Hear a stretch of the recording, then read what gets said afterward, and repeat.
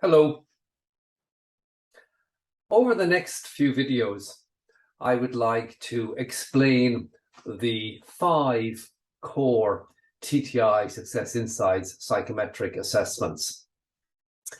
What I want to do is I want to build the models on a whiteboard for you and build them very, very simply so that you can understand how the models are created and, as a consequence, the information that they can give you, how you can use them in areas such as leadership development, coaching, training, development, recruitment, selection, pretty much everything in the cradle to grave of talent management. So the 5 sciences that I will look at are, in order, behaviors, and the tool I look at is DISC, motivators, and the tool I will look at is driving forces, competencies, EQ, and axiology. So they're the 5 sciences that I'm going to look at. And I'm going to start right now in this session by looking at behaviors, specifically looking at the model, the DISC model, and how it's built and how it can be applied. So let's go and look at DISC. So what I'm going to do is I'm going to draw the model and explain it to you as I actually draw it. So the DISC model is looking at behaviors, how we do things, how we like to engage with the world, how we like to do things. So let's look at the model. So here's the first question. Have you often noticed the way some people are focused on tasks or results? They've got a goal, a task, results focused. And at the other end of the spectrum, there are people who are focused on people and relationships. Now, this doesn't mean that the person who has a focus on goals, tasks, and results can't also focus on people. Of course they can. It just means that they have a preference for this. Their natural preference is to focus on tasks and goals rather than people and relationships. And likewise, it doesn't mean that the person who focuses on people and relationships typically can't also focus on goals and tasks. They can. It's just their preference is to focus on people and relationships. So this is focus, where the focus is. And let's look at the other axis. And the other axis here, we have, let's call it style. Have you ever noticed some people, for example, are tell, talk, outgoing type of people? So they tell, they talk, they're outgoing, gregarious, and so on. And other people are reserved. They're more ask, listen kinds of people. Again, it doesn't mean that the reserved person can't be outgoing and tell talk, and the tell talk person can't be reserved and ask this, and they can, but their natural style is this style. Now, what this gives us is 4 quadrants. It gives us people whose focus is on goals and tasks and results, and who are outgoing tell talk type of people. And we call this dominance. And there are people who are people relationship focused and are outgoing tell talk type of people. And we call this quadrant influence. Likewise, there are people who are people relationship focused, but who are ask, listen, the reserved type of people. And we call this steadiness. And finally, we have people who are reserved, ask, listen, but they have a goal task focus. And we call this compliance. So the DISC model, DISC, stands for dominance, influence, steadiness, and compliance. And I'm just going to talk a little about each one of them very briefly. So this person, this dominance style that we talk about, well, this is an outgoing, tell talk, task results focus type of style. And the focus of this, the goal, the objective is what they're looking for is results.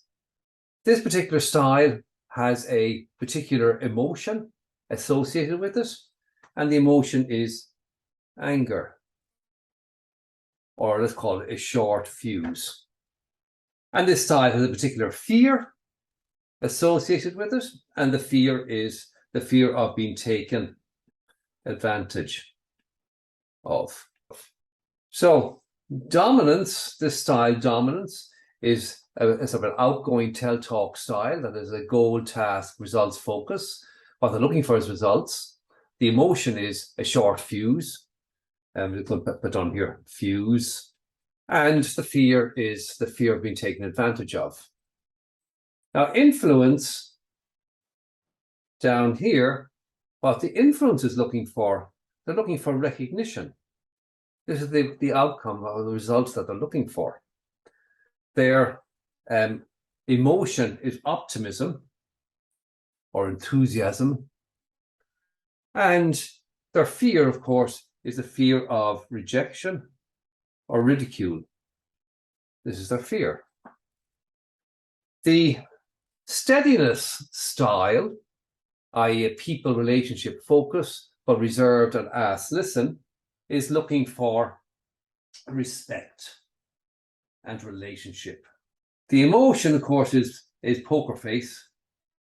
So no emotion, no expressed emotion. And the fear of this style is loss of stability. The last one here is compliance. This person is reserved assets and just like steady, but they're goal and task focused as opposed to people relationship. And the outcome that they're looking for is to get it right. So the emotion they experience is fear, and the fear is, of course, being criticized, of making a mistake, of getting it wrong.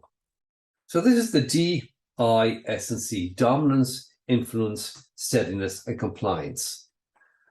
And each of these has a P and C word.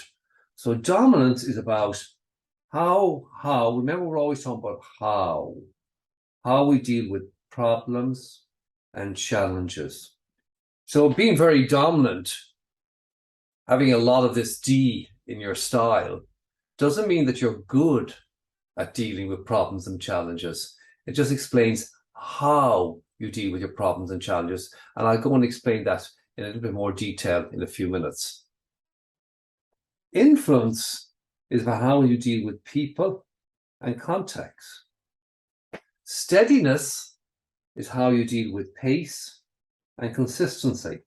And compliance is how you deal with procedures and constraints.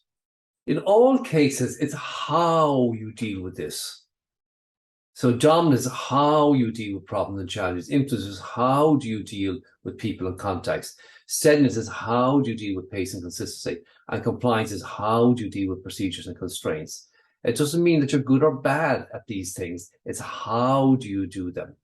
So let's look at this model a different way and show you this as a continuum. So we have problems and challenges. We have people and context, pace and consistency. And we have procedures and constraints. So in the case of problems and challenges, we talked about this this dominance. And what we're saying here in problems and challenges, as we say on all of these, is we have a continuum. So how does one deal with problems and challenges? Well, the style we mentioned earlier is called direct. So this direct style They lean into problems and challenges. They're looking for results, remember. Their fear is a fear of being taken advantage of.